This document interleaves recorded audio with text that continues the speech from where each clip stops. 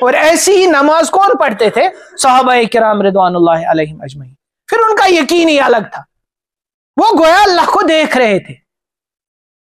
حدیث میں آتا ہے صحابہ کبھی کبھی اللہ کے نبی صلی اللہ علیہ وسلم سے عرض کرتے تھے ہمیں قضاء حاجت کرتے ہوئے شرم محسوس ہوتی ہے، کیونکہ اللہ کی ذات کا مشاہدہ ہمیں محسوس ہوتا ہے تو ہم اپنی حاجت بھی نہیں ادا کر پاتے، اور بالکل اپنے سر کو جھکا کر نیچے جھک کر قضاء حاجت کرتے، کیونکہ احسان کی وہ صفت اور اللہ کے ہونے کی اور اللہ انہیں دیکھ رہے ہیں اس کا مشاہدہ اتنا تھا کہ اس سے ان کے اعمال میں اور یقین بھی اس سے پیدا ہوتا ہے. کہتے ہیں نا تیرا تن روح سے نا آشنا ہے، عجب کیا فریاد تیری نا رسا ہے، تنے بے روح سے بیزار ہے حق، خدائے زندہ زندوں کا خدا ہے. جب تک اندر روح زندہ نہیں ہو تب تک ہم مانگتے رہتے ہیں، لیکن یہ فریاد وہاں نہیں پہنچتی. ورنہ اللہ سے جو مانگے دل سے، کہتے ہیں دل سے جو مانگی دعا ہوتی ہے وہ عرش اعظم تک اس کو کوئی چیز نہیں روک پاتی. لیکن یہ چیز تب ہوگی جب ہمیں اللہ کے ہونے کا اور اللہ ہمیں دیکھ رہے اس کا یقین پیدا ہوگا. حضرت سعد ابن ابی وقاص رضی اللہ عنہ، جن کا واقعہ کل بھی مفتی صاحب سنا رہے تھے، ان کو بھیجا ایران فتح کرنے. اب ایرانی جب ہار گئے، اب جو مدین کی جنگ تھی وہ دریائے دجلہ کو پار کر گئے اور پورے وہ سارے جو برجز تھے اور کشتیاں تھیں وہ ساری جلا دی.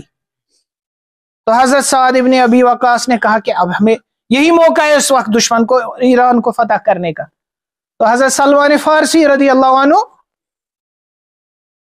فارس کے تھے، پرشین تھے، تو ان کو ایرانیوں کا پتا تھا کلچر، تو ان کو بلایا، کہا تم کچھ مشورہ دو. تو حضرت سلمان فارسی کو کیا دینا تھا مشورہ؟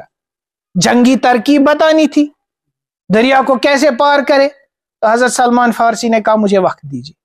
3 دن حضرت سلمان فارسی رضی اللہ عنہ جو مجاہدین تھے ان کے خیموں میں گھومتے رہے.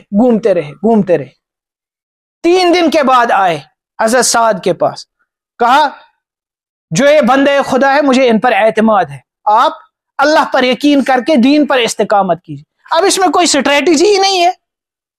آدمی سوچتا ہے انہیں کوئی طریقہ بتانا تھا، ہم فلانی جگہ سے پیڑ کاٹیں گے، پھر یہاں سے یہ کریں گے، وہاں سے یہ کریں گے. تو یہ کیا کہہ رہے ہیں؟ یہ کہہ رہے ہیں میں نے ان کو دیکھا، ان کی نمازیں دیکھی، ان کی دعائیں دیکھی، مجھے ان پر اعتماد ہے. تو حضرت سعد نے کسی سے کچھ نہیں کہا. صبح سارے لشکر کو جمع کیا دجلہ کے سامنے، پھر کہا میں 3 بار تکبیر کہوں گا، جب میں تیسری تکبیر کہوں گا تو سارے دجلہ پر اپنے گھوڑے نکال دینا. اب وہ بھی ایسے تھے، انہوں نے نہیں کہا یہ کیا کہہ رہے، ہم کیسے دریا پہ گھوڑے اپنے چلائیں گے. تو حضرت ابن کثیر رحمۃ اللہ علیہ نے جو تاریخ لکھی ہے اس میں لکھا ہے کہ جیسے ہی تیسری تکبیر ہو گئی تو صحابہ نے اپنے گھوڑے نکال دیے اور دجلہ پہ جا رہے پورا لشکر. اتنے صحابہ چل رہے تھے دریا پہ کہ جو پانی کی سطح تھی وہ دکھائی نہیں دے رہی تھی. اور جب وہ جو وہاں سے پرشین تھے، ایرانی قوم تھی، فارس تھے، جب انہوں نے دیکھا کہا یہ ان لوگوں کے ساتھ ہم، یہ جن ہے یہ انسان نہیں ہے، تو جنوں کے ساتھ ہم کہاں جیت سکتے، تو وہ بھاگ گئے. تو ان کو یقین تھا اللہ کی ذات کا، اللہ کے ہونے، کہ اس وقت اللہ ہمیں دیکھ رہے ہیں، اللہ ہمارے ساتھ ہیں. ہاں اپنے اعمال کو پہلے دیکھا، کوئی کوتاہی تو نہیں ہے. جب دیکھا کہ الحمدللہ اپنی حد تک وہ ٹھیک ہے تو پھر اللہ پر بھروسہ کرتے ہوئے پانی پر اپنے سواری کو جاری کیا. تو صحابہ میں یہ جب صفت تھی، پھر ان کے دین میں حسن تھا.